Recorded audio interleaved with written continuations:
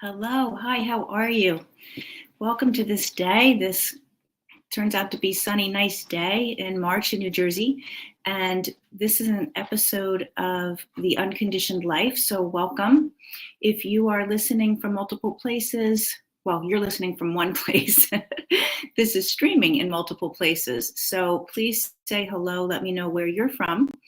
And if I don't see your hello or your comments in the moment, because this is in multiple places, I will definitely go back later and look for them and respond. So, so this episode of The Unconditioned Life is really all about learning how to release the conditions of our past, release the patterns of our life so that we have the freedom to live life from a place of newness, from a place of possibility, not from a place of repeating the same old, being stuck really in the past traumas, the past painful events, things like that. So that's what this podcast is about. So today's episode is all about really looking at how do I know if the stress issues that I'm having right now and or the health issues that I'm having right now are related to my past? How would I know that? So let's talk about stress. And the spoiler alert is they are. But let's talk about it a bit, okay? So that you can really see. So let's look at stress first, because I said stress and health, but let's look at stress just to start. Look at the things in your life right now that are causing you stress. So let's see if we can identify what those might be. Is there stress around your schedule, like feeling like you have too many things on the schedule to keep up with? Is there stress in your life around feeling overcommitted to people? Like there's so many people that you feel obligated to help, that you are always wanting to check in with. Are you okay? Maybe it's family members, maybe it's people in your church or your community, whatever it is. But do you feel like you're overly obligated to check in with people all the time? Or again, as I said, your schedule. Do you feel like you are stressed when you think about not having control? Like, I don't know what the future is going to bring. I don't have control over my finances, or I don't have control over health. Health is the other part of this conversation. I don't have control over my health. It seems like no matter what I do, my health gets worse or doesn't get better, even though I'm trying to make it. So is it things like my schedule? Is it things like feeling overcommitted and overly responsible for other people? Is it something around the area of not feeling in control of something? Is it feeling like you always are trying to make things okay for other people? So not necessarily like you're overly committed, but whenever you are around other people, it's your job to say, don't worry about this, or it's your job to say, I can handle that. Are you the one who's always picking up after everybody, picking up dishes, or, whatever the mundane things might be? So looking at those things, what are the things that are keeping you feeling stressed right now in your life? And if you look at that, you want to notice, has there always been some version of that in your life? So have you always been the one to make sure everybody else was okay? Or were you always the one? I actually just had a conversation with a client yesterday, and she was talking about, we're doing some healing work, and some of the work that I do a lot of rewiring how we think, but also healing at the spiritual level. So we were doing some healing, spiritual healing, but we were identifying what was the issue she wanted to really work on. And what she said is, ever since I was a little girl, I got the message from my dad that it's important to take care of people. So I was the one out of all her siblings. She was the one, if they were visiting at holidays, she was the one that went and talked to grandma and to the older people. The other kids would be out playing, but she got the message that it was really important to take care of people. And so 60 years later, she's still taking care of people. And what she noticed is that she feels like she's going to get to the end of her life and have never taken care of herself. And she goes to sleep at night with like a list going on in her head. Who didn't I reach out to today? Who is waiting for my text tomorrow? Who do I need to be in touch with? So not only on that daily basis, but also as she looks out, like, okay, I'm in the last season of my life, the last whatever, if she's in her 60s, however you would look at that. And is it going to be my lot in life to just take care of everybody else until the end? And it's always been my lot in life. And sometimes it feels good, and sometimes it just feels like a burden. So when she looked, she saw that that was actually a pattern that she got in childhood in the way that she interpreted how her father wanted her to be and the way to get his love. And he was a very loving father. He was not abusive. There was no trauma. So oftentimes trauma is a big part of the picture, but sometimes there's no trauma. And it's just a matter of how we interpret, this is how this person wants me to show up, and I want to be that for them. But then we're burdened, right? So what are the patterns that you're seeing right now? So for her, it was, being there for everyone else. Look at your patterns now again and think back, how long have I been doing it? Is it a pattern like doing it till I'm perfect, till it really looks perfect? Whether it's a project at work or whether it's your house, how your house looks, heaven forbid somebody stop over and it doesn't look perfect. Even your body, so do you have that drive for looking perfect out in the world as much as you can? And if you don't, then there's a lot of anxiety about that. A lot of going over and over in your head when you go to sleep at night. I should have done it this way. Oh, I could have done this better, like that. All right. So that's another pattern to look at, the need to do it perfectly. And if that's been a pattern, it comes from your past. And here's a really important thing as you're listening to this. It's not who you are. So we think it's just how I am. I like to take care of people, or I'm perfect. I'm perfect, but I need to feel like I'm perfect. I need to be perfect. And it's not who you are at all. In fact, that's why the feeling of dissatisfaction and the feeling of stress and the feeling of where's my life is present, because it's not how you are. If it really was how you are, you wouldn't feel that way. It wouldn't feel stressful to be an expression of who you truly are. But when you're expressing what you think you're supposed to be, or how you should be in order to get other people's acknowledgement or love, or how the world expects you to show up, now you're not expressing who you truly are. And that's where the stress is coming from. That's truly the stress. There is, yes, the actual logistics of it. Like there's only so many hours in the day and I'm driven to be perfect, and that's exhausting. It's exhausting from a physical point of view, but it's exhausting from an emotional point of view, because you're not expressing who you truly are. When we express what our alignment is with ourself, it's never exhausting. Whatever that alignment is, it's not exhausting. It's actually fulfilling. It actually makes us fall into bed with a smile on our face, because it feels so good to be in alignment with ourselves and to be expressing that out into the world. So that's your clue, is that if you are feeling, or it's one of the clues, it's not the only clue, but if you're feeling like disconnected from a sense of self, if you have always had the experience that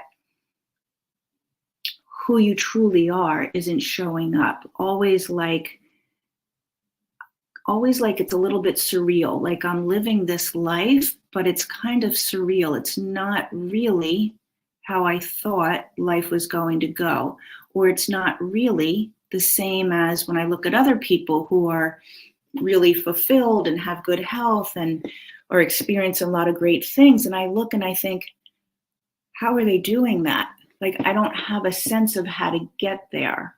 That's a really big clue, because then you're living your life in disconnect. It's like who you truly are is here, and the choices that you're making and what you're doing are here. And there's that gap. There's that surreal, like, this is my life.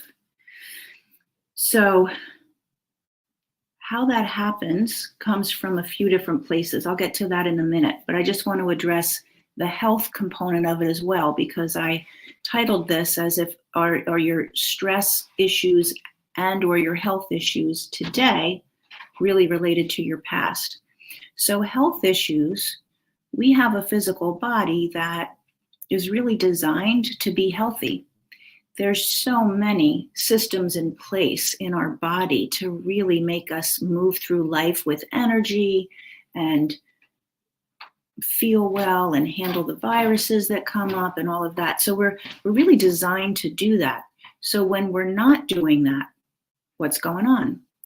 So the first thing is, if something has happened in your health, because things happen in life, do we heal and move on? Like, do we catch a virus, get better and move on? Do we have an accident and there's a broken bone or we need surgery for that, and then we move on and it's done?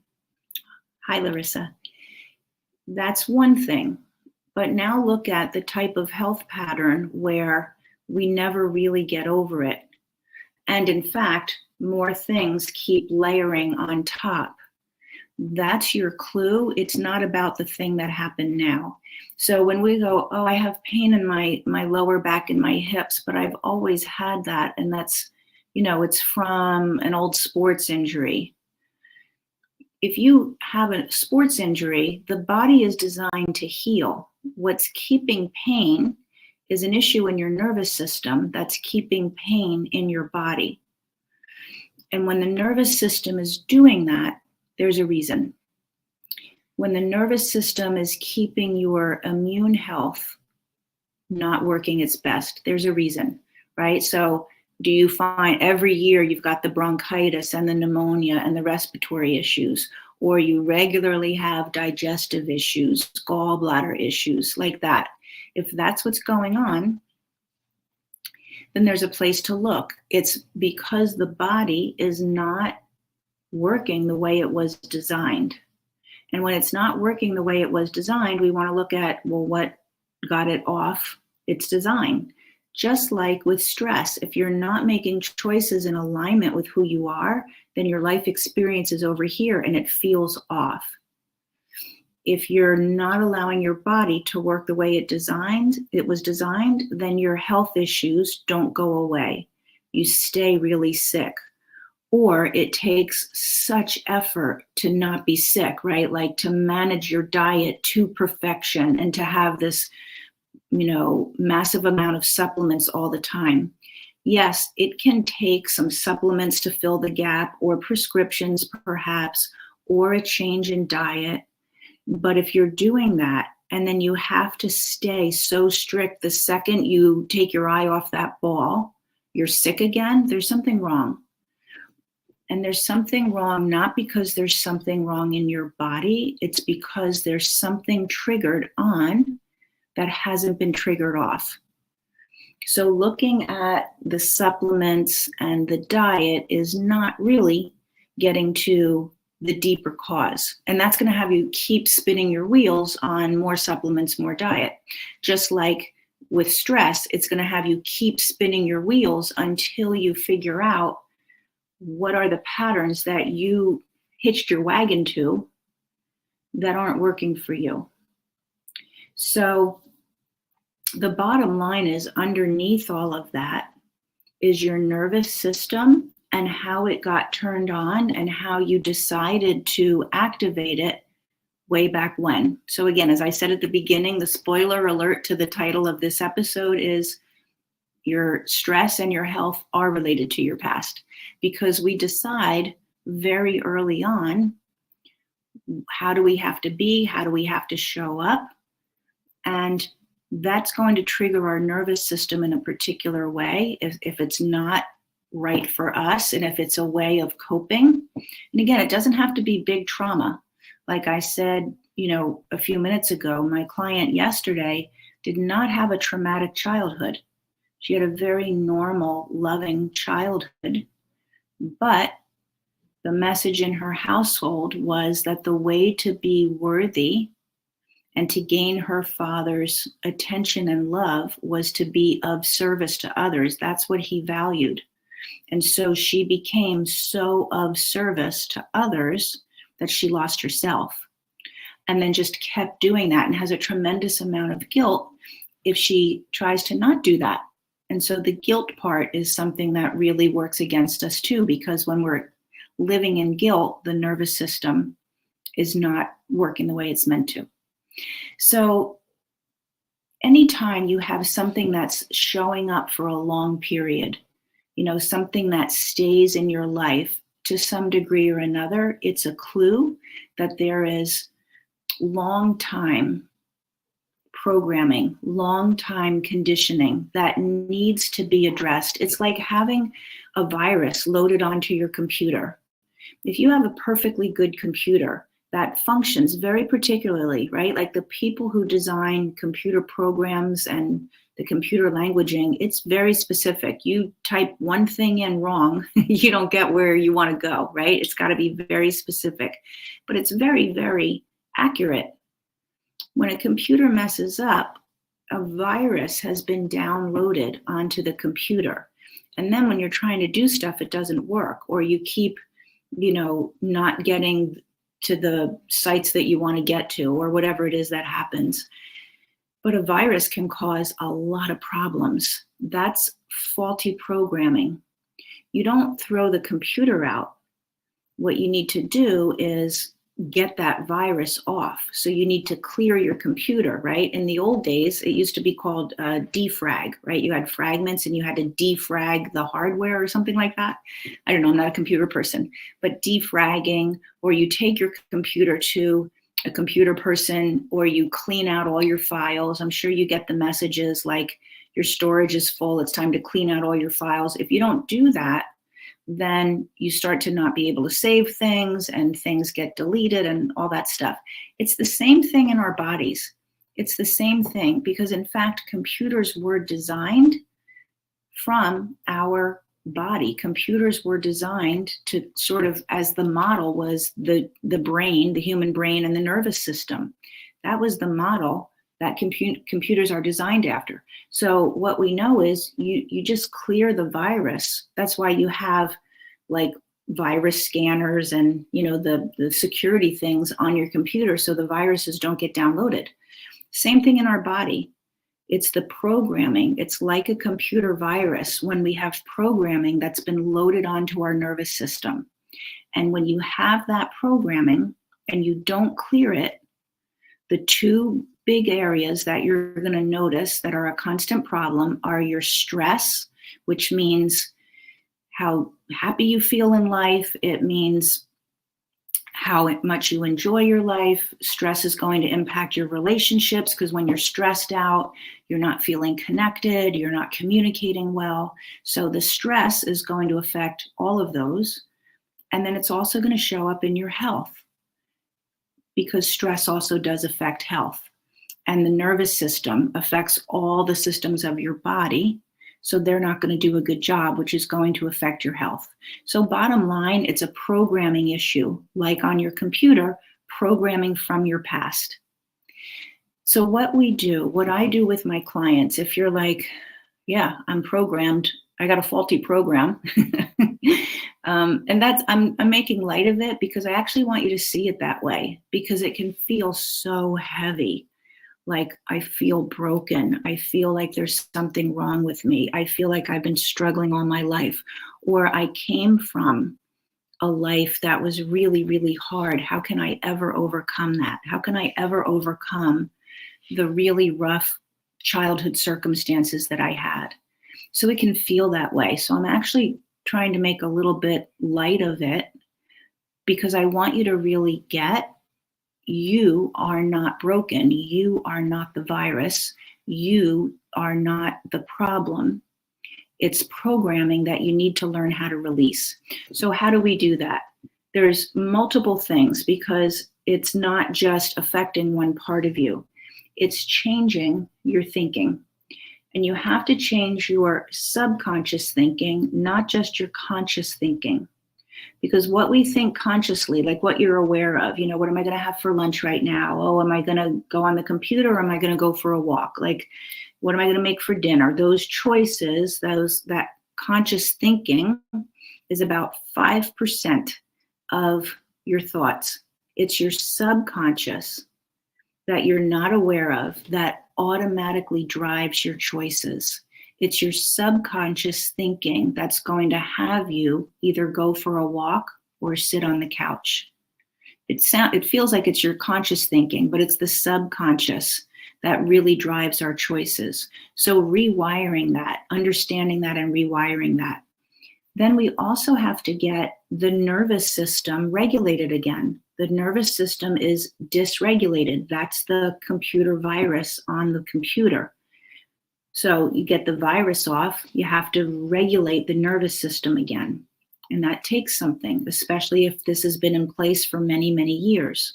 So we have nervous system tools to change the nervous system and to teach it how to release that programming and to go back to the way that you were designed to work and you were designed to live. So we do that. We also have to remove emotions that have been stuck, because the emotions feed the thinking, and the emotions tell the nervous system to stay triggered on. So you've got to get rid of emotions that are stuck in your body and your emotional home base, which are the certain emotions that you tend to go to every day. So do you wake up into joy and like, yay, life is fabulous? Or do you wake up into, I'm overwhelmed, this is hard, this sucks, I got the raw end of the deal, I'm really angry, I'm really fearful, I turn on the TV and I'm afraid, I talk to people and I go out into the world and I'm afraid? That's your emotional home base. You have to learn how to create a different home base and clear those emotions. So we have to rewire the thinking patterns, especially the subconscious ones. If you only work on your conscious thinking, you're not going to get the job done. That's your willpower. That's why your willpower never works for long term, right? If you want to go on a diet, you always end up like blowing it, because it's not about willpower. It's about your subconscious thinking. So the subconscious thinking, teaching the nervous system to calm down and to relax. How it feels to be in a regular nervous system, not a triggered on one. Releasing the stuck emotions, right? What I just talked about, and changing your emotional home base. And then the last thing I would say is really healing from the wounding. Think about when we are wounded, like physically, you cut yourself. Say you're cutting onions for dinner and you cut yourself. There's a wound there, and it has to heal. And if it's a deep enough wound, there's going to be a scar, and it's going to feel weird when you touch it. Like it just feels different than the other tissue. It's the same kind of wounding in our spirit, and that does come from trauma. So I said, not all the time is all this stuff from trauma. It's just from regular life. But sometimes there is trauma that is very wounding. And just like our physical body is going to wound with a scar, and it's going to feel different, and it's not going to have the same resilience as the other kinds of, like your other parts of your skin, neither are your spiritual wounds, right? We need to heal them in a way. They don't go away. It's not like you forget them, but we need to heal them in a way that they are no longer disrupting your life. So was that 5 things I went into? Changing, rewiring your thinking, especially your subconscious. Teaching your nervous system how to get back into regular function and to stop being dysregulated, removing the stuck emotions and your emotional home state that you live in, healing the wounding in your spiritual heart. There's a lot of spiritual work that I do with my clients. It's not religious work, but it's spiritual because it's in our spirit. Our spiritual heart carries that wounding. And the last thing I would say that's very important, although we tend to work mostly on those 4 and then see where we need to add in this last component, but that's looking at what do we have generationally? What do we have from our ancestors right up to our parents that is not our burden to bear, but we've been bearing it. So that ancestral kind of healing, that is so important. So those are the 5 components of the work that I do with my clients. And it's deep work. There's several ways that I work with people, but we are oftentimes in my Return to You program, it's a 3-month intensive program, and we spend a lot of time together each week going into all of those areas and teaching you how to do that ongoingly so that you don't go back and so that you can start to create your life from a new possibility instead of more of the old. So that is one deep, intensive program that I do. There's also other different ways that I work with people. For the month of March, what I've been offering is that anybody who wants to step into that possibility for themselves and be in that kind of work and do the Return to You, that they would also be able to participate in a year-long spiritual mastermind that I'm leading starting May 1st, or beginning of May. So in May, I'm going to start a 1-year mastermind completely focused on spiritual healing. And the part of that, in my mind, part of that is really realigning back to your soul. When we start to pull all the other stuff off, the bad programming, we release the emotions, we, teach the nervous system. Now, okay, what am I going to do now? Like, how do I make my choices? We want to make them from a place that's in alignment with what our soul wants. So that year-long mastermind is going to have all of that kind of work. How do I realign to who I truly am? How do I figure that out?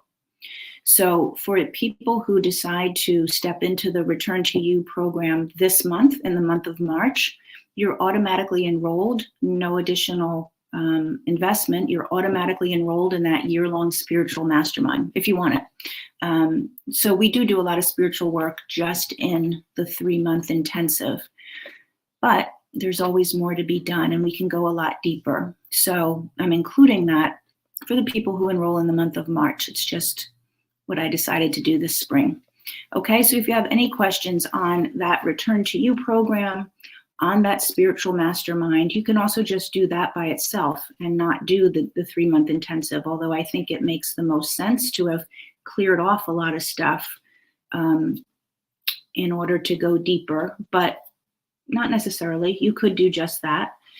And there's also a couple of other options for the ways that I work with people. So if you are just curious about that, or you really think like it's time for me to do all of the above, some of the above, I need to get started, just drop me a comment, DM me anywhere that you watch this, comment here, and I will get you the details, okay?